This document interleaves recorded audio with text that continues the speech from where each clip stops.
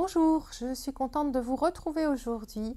Aujourd'hui, nous allons parler quilting machine et plus particulièrement comment on fait quand on a un grand patch à quilter. C'est vrai que le quilting machine prend beaucoup d'ampleur depuis quelques années. Vous êtes nombreux à vouloir quilter des patchs, mais c'est vrai qu'à la machine, il y a plusieurs choses qui nous empêchent de quilter facilement.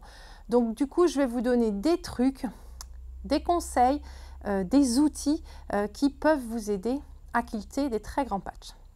Alors tout d'abord, moi je n'ai jamais quilté sur une machine familiale un patch de plus d'1,50 m, justement à cause de toutes les difficultés dont on parle. Et c'est vrai aussi que j'ai une longue arme et du coup je l'utilise aussi. Maintenant, j'ai vu des personnes qui ont quilté des patchs de 1,50 m sur une machine familiale. Ça n'est pas impossible. La première chose que je vais vous dire surtout, c'est de commencer par des petits patchs. Si vous commencez le quilting, je le dis et je le redis, commencez par du petit, maîtrisez bien et augmentez petit à petit. Si vous commencez par un très grand patch, vous allez être frustré, vous allez trouver ça très dur forcément, et vous risquez d'être frustré du résultat. Donc allez-y doucement.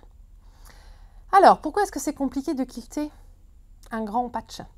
Eh bien, c'est compliqué de quilter un grand patch pour plusieurs raisons. La première, c'est donc cet espace qu'on a ici, hein, entre l'aiguille de la machine et le bras de la machine. Et cet espace, sur les machines dites traditionnelles, il peut aller on va dire, de 12, 13 à 18, 20 cm. Moi, je crois que j'ai 19 ici. C'est pas beaucoup. Pourquoi ? Parce que quand on a notre patch, ici c'est le premier kilt mystère que j'ai fait il y a 3 ans, qui doit faire je pense 1,60 m par 1,60 m, donc c'est pas non plus gigantesque, hein, mais c'est quand même assez grand. Et on voit bien que là je suis à peu près au milieu de mon patch, et du coup j'ai ici une partie qui est roulée. Et alors, je ne vais pas quilter en vrai parce qu'on ne va pas faire de bruit, hein, puis il est déjà quilté. Mais vous voyez que quand je suis ici, eh bien, du coup, je n'ai pas un grand espace. Et quand je dois bouger mon patch, eh bien, je suis quand même embêtée par cette partie-là. Donc, le mieux, c'est de la rouler. Éventuellement, quand on en a beaucoup, de mettre des pinces pour fixer. Voilà. Et puis, du coup, on va quilter sur une partie qui est plus petite ici. Alors, il existe maintenant, alors quand on dit une longue arme, dont je parlais tout à l'heure, alors il y a aussi un système de cadre dont on pourra parler dans une autre vidéo, mais le principe d'une longue arme, c'est donc qu'ici, elle a un long bras. Et les premières longues armes, elles font 40 cm de large. Donc du coup, on a beaucoup moins cette impression de buter et on a une grande facilité, on a une grande zone de quilting. Et depuis quelques années, il y a des vendeurs de machines à coudre qui ont créé des machines familiales, qui ne sont pas des longues armes, mais qui ont quand même un espace ici qui s'agrandit. Et il y en a un certain nombre. Alors, je sais qu'il y en a chez Janome, chez Bernina, peut-être aussi chez Pfaff, je ne me rappelle plus. Et des machines qui ont, on va dire, 25-28 cm. Donc ça, c'est très appréciable. Donc, si vous avez envie de quilter à la machine, c'est vraiment quelque chose qu'il faudra prendre en compte si vous devez changer de machine, de réfléchir à la largeur de votre bras ici. Une autre problématique quand on a un grand patch à quilter, c'est le poids du patch et la façon dont il est réparti. Alors, pourquoi le poids? Parce que forcément, donc le patch, on doit le bouger avec les mains, d'accord? Et non seulement il a un certain poids, mais surtout le poids, il peut pendre. Par exemple, ici, j'ai une partie du poids qui pend devant ma table et j'en ai une partie sur les genoux. Et ce poids, même si ce n'est pas 10 kg, eh bien, quand on doit le bouger comme ça avec les doigts et du coup, en plus, avoir de la fluidité pour arriver à faire des motifs qui sont réguliers, eh bien, on le sent beaucoup et au bout d'une heure à quilter, on a super mal aux épaules, au dos, etc. Et en plus, on est finalement limité dans ses mouvements à cause de ce poids et ça fait des motifs qui sont moins réguliers, plus anguleux. Pour contrer ceci, il y a plusieurs choses à faire. La première, une des premières, c'est d'avoir une table. Alors, voilà. Je vous montre la mienne. Voilà, d'avoir un espace de travail à hauteur de votre machine le plus grand possible. Donc ici, moi, c'est une Sable StewSteady. Elle fait à peu près 40 par 60. Ça permet d'avoir un grand espace de travail. En dessous, j'ai une table. Idéalement, si ça pouvait tout ça être à la même hauteur, ce serait parfait. C'est assez rare d'avoir des machines intégrées avec une grande table. On pourrait imaginer, mais déjà, la pente est assez faible. Et surtout, ce qu'il ne faut pas, c'est ce que j'avais tout à l'heure, c'est que ça pende devant. D'accord? Donc, il faut vraiment éviter que votre patch pende devant. Donc, il faut trouver le moyen de le garder sur votre table. Voilà, parce que s'il pend, ça fait beaucoup de poids à peser. Donc, on l'étale le plus possible ou alors on a une grande table, un grand espace pour vraiment limiter ça. Ici, on peut mettre le patch sur ses épaules. Voilà, parce que comme ça, effectivement, on a moins de choses qui pendent et on a plus de liberté dans les mouvements.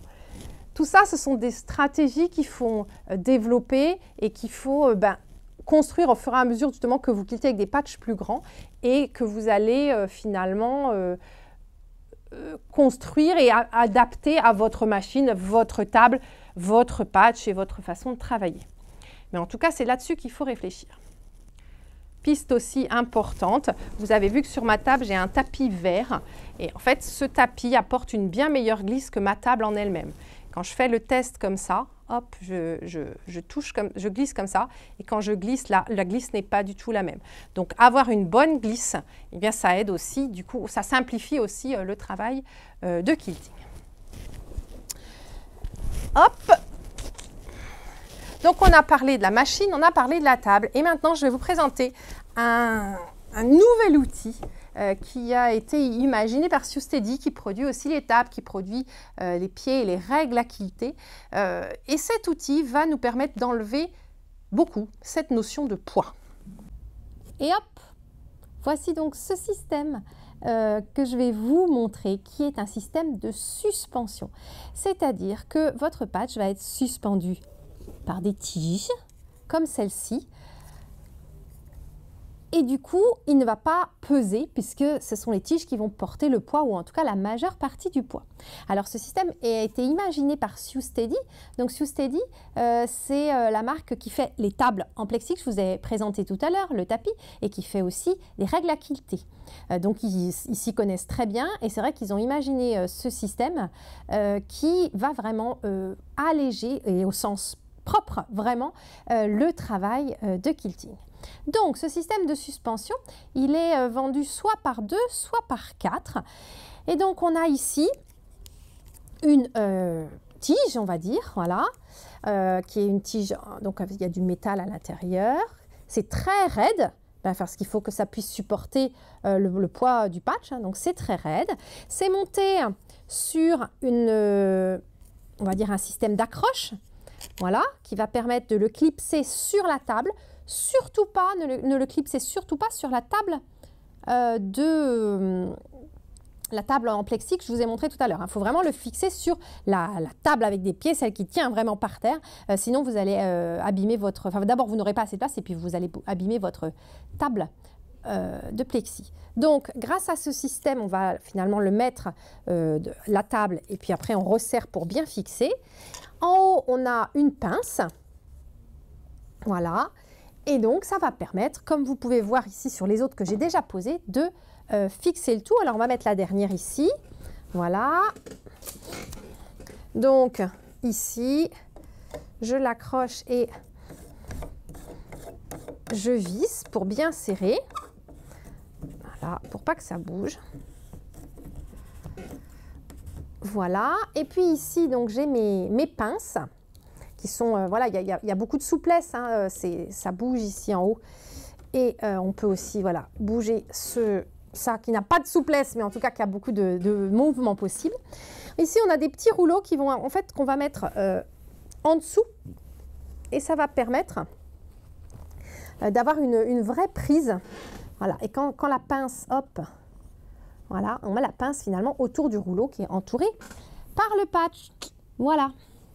Donc, grâce à ce système, eh bien, quand je bouge ici, vous voyez, alors ça bouge un petit peu, mais c'est surtout que j'ai énormément de poids qui a été enlevé et ça va vraiment me simplifier le quilting. Alors bien sûr, on quilte par zone et donc en fonction de la zone que je vais quilter, je vais devoir déplacer mes pinces enfin en tout cas à l'endroit où mes pinces prennent le tissu, mais je vais pouvoir voilà, vraiment quilter de manière très facile et c'est vraiment un système ingénieux, très efficace et qui va vous ouvrir des possibilités pour quilter des très grands patchs.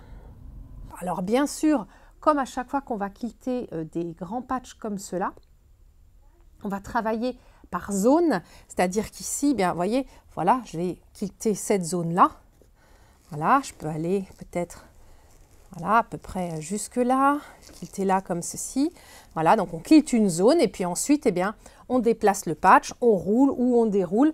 On déplace ici nos suspensions et puis après, on quilte une autre zone. Voilà, c'est tout pour aujourd'hui. J'espère que ça va vous aider à avancer dans vos projets de quilting. N'hésitez pas, si vous aussi vous avez des trucs et astuces pour quilter plus facilement, à nous laisser des messages dans les commentaires. Je pense que tout le monde pourra en profiter. À bientôt!